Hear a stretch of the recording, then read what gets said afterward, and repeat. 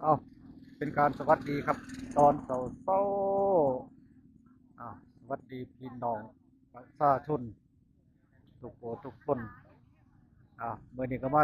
ชมภาพบรรยากาศตลาดนัดบ้านโน้นกรุงตำบลโน้นกรุงอำเภอตะการเกิดผลจังหวัดอุบลราชธานีพามาเบิกของฝากของขายแนวดูแนวกินพวกพักย่างงาเห็ดขมเห็ดขมเห็ดขมบ่ได้หมักบ่ได้หมักขมมาหาเบิ่งเอาครับเออเห็ดขมผมตายบ่เอาเหลืองคนว่า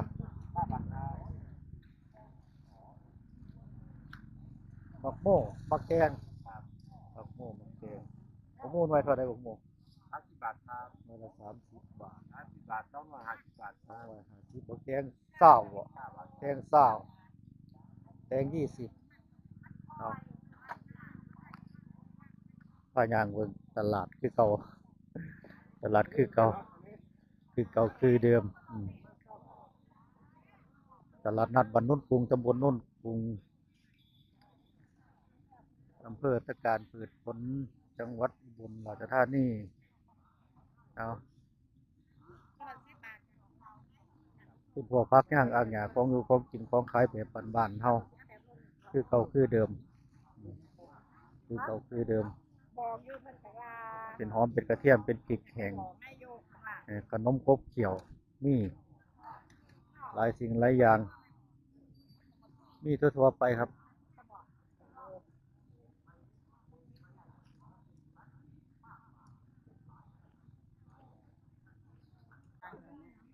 ผู้กำผู้เวรเนาะเออผู้กำผู้เวรเอาพ่อค้าขายปลาก็ขายประจำนะครับแล้วมีทั้งใส่หน่อยใส่ไงตามใจผู้ซื้อเรา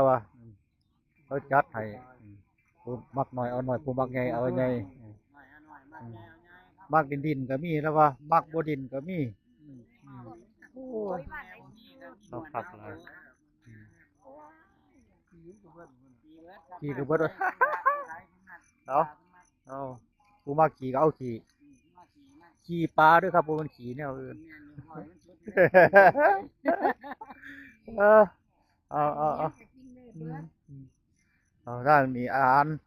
แบบบ้านๆเนาะอาหารแบบบ้านหน่อไม้ต้มหน่อไม้กับหน่อไม้โจดสำได้ๆเนื้อไม่โจดเออเด้อหน่อไม้โจดอย่างดีแต่ว่าน้อยเป็นใหญ่ลาบเป็นออมขึ้นอืมก้อยกุ้งลาบเหนียวเมื่อนี้ลูกค้าบ่มีบ่หรือคนนี้แต่เช้าบ่มีเลยโอ้ลูกค้าไปเก็บเฮ็ดเบิดว่าซั่นเอาฮอดยามฤดูเฮ็ดจังไดล่ะลูกค้าก็หาวน้ำเฮ็ดจากธรรมชาติอืมตลาดนัดบ้านโน้นกรุงตำบลโน้นกรุงอำเภอตะการคนบ่มีหรือคนหลายห้านเราก็เฮ็ดใหม่แต่ห้านเราล่มตั้งแต่โดนพุ่นเฮ็ดใหม่พอยามฝนละเนาะเทิงฝนตกค่ำ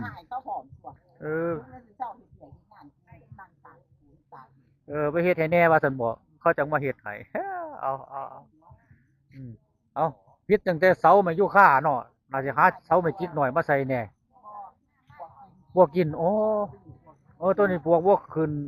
พวกกินแต่ว่ามันขาดเร็วค้ำเอาแม่นนี่ดอก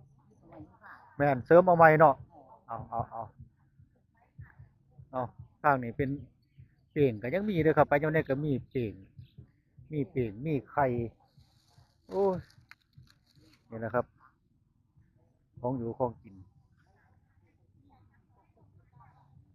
ทางนี้เป็นแมงกินได้แมงกินได้ปล่อยมันโหลดนั้นไปลองเบิ่งว่าซั่นเรานี่นะครับผู้ได้มักเอาไปขัวแม่นเอาไปขัวเอาเอง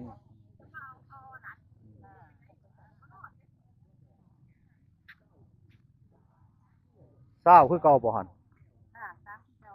เอาเศร้าเอาเศร้าเอาเศร้าตั้งหัวตั้งแรงหรอกว่าเบิ่งฝนว่าตกจะเครียดหรอกอ้าวมาเห็นกันบ่ได้ ซื้อซอยกันไปจังซั่นล่ะมันแซ่บนี่แหล้วมันซื้อไปได้มันได้กินกอมันเอา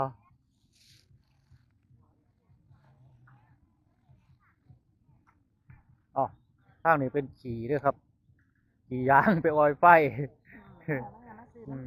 มาซื้อแล้วว่าโอ้ย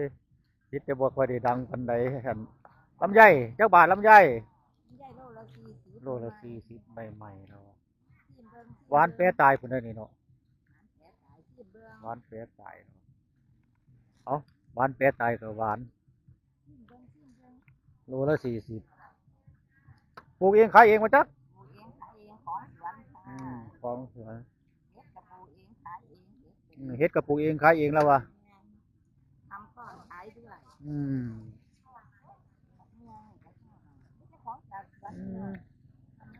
เอาคักของเราเว้ย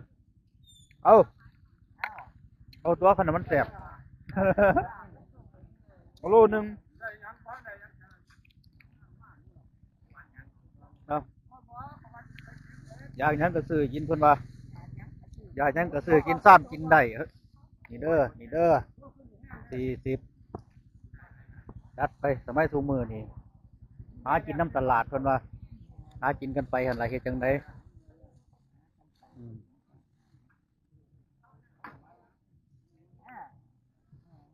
ครับนั่นเด้อเงินเด้อ เอาแถมกันไปน้ำว่าเป็นอย่าง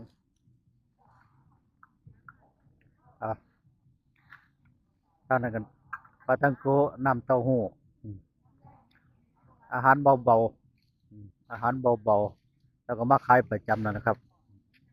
แล้วก็พ่อได้ขายของเราร้อนๆจัดไปวันวิถีไทยลาววันวิถีไทยลาวเด้อ YouTube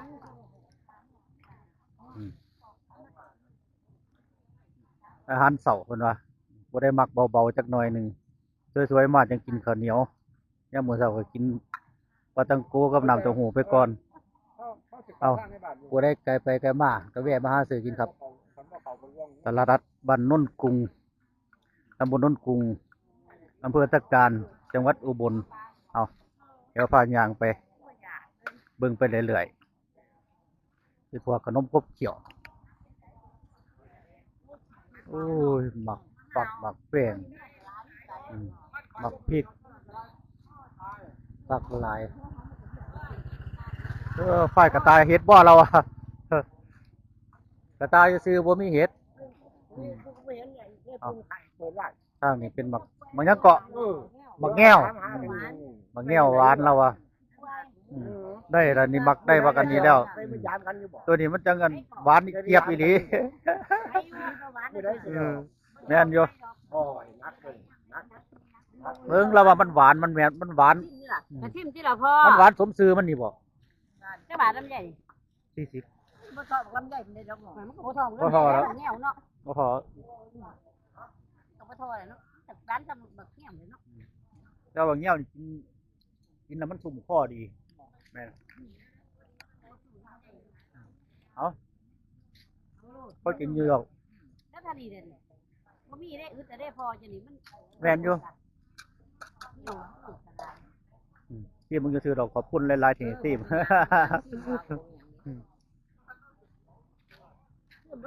เอาห้างนี่เขาพัดเราแล้วมีเขาพัดเลยครับ เอาบ่พอ9 บาท โอ้ย 10 บาท จอนนี้จัง ตอนนี้กิน จอนนี่ละมันเห็นบ่เป็นนี่ละก่อน บ่ยากตัวนี้เรียนรู้ง่าย ฟังจะว่า3 ปีเขาก็ได้มีรายได้อยู่5 บาท70 ตังค์ ๆโอ้ยได้เงินเขาอยากแน่อยู่ได้ มันต้องพิธีในจักหน่อยหนึงจะสิได้เงินเขาเอาทางนี้เป็นหมูนะครับ เนื้อหมูใหม่ๆสดๆใหม่สดๆเรามาขายประจำนั่นละเราขายแต่ของใหม่ของสดนี่ผู้ชิ้นผู้ย่างนี่ก็ได้เป็นปลาทูเป็นปลาสมเป็นไก่ปากย่างอ่างหญ้าผักย่างอ่างหญ้า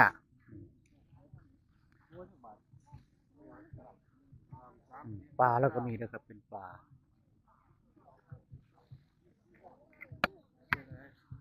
ปลาดุกปลาคอปลาไหปลาหน้าปลาหัวปลาสวน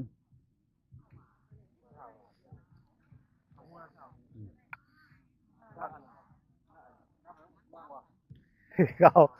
คือเก่าเราหล่ะเราได้หมากบัวหมากบัวก็ยังมีประจำอยู่เนาะเขาเอิ้นดอกมันหรือเอิ้นหมากเอิ้นหมากเนาะหมากบัวหมากบัวที่ดีเราเรียกนี่เราบอกกันไปข้าวบาทบ่กินของเราอยู่ดอกแซ่บของเราอยู่ แซ่บจะพูดประจำแซ่บ แล้วก็เฮ็ดประจำขายประจำว่ามันไข่องค์ตัวจริงๆอยู่บ่หั่นไข่เอ้าซิมก็แซ่บแล้ว ซิมก็แซ่บแล้ว ก็สิเขาโดนเก็บเฮ็ด เอาเราไปกับการว่าสิเข้าดอนแล้ววะเอาจัดไปครับจัดไปเข้าป่าเข้าดอนไปหั่นล่ะหาเจ็บเฮ็ดเจ็ดหาวเอานี่แหละครับ ตลาดนัดบ้านโนนกรุงตำบลโนนกรุงอำเภอตะการผืดพ้นคนกับบัวหลายดอกมือนี่ครับก็ขอจบภาพบรรยากาศท้ายตลาดให้พี่น้องเขาได้เบิ่งครับก็พอกันคลิปหน้าครับก็สำหรับคลิปนี้ก็ขอกล่าวคำว่าสวัสดีครับพอกันคลิปหน้าครับผม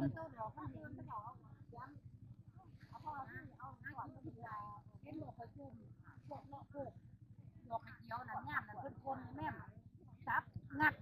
จับเบิดบางทีสิลกเอาแต่ดอกมัน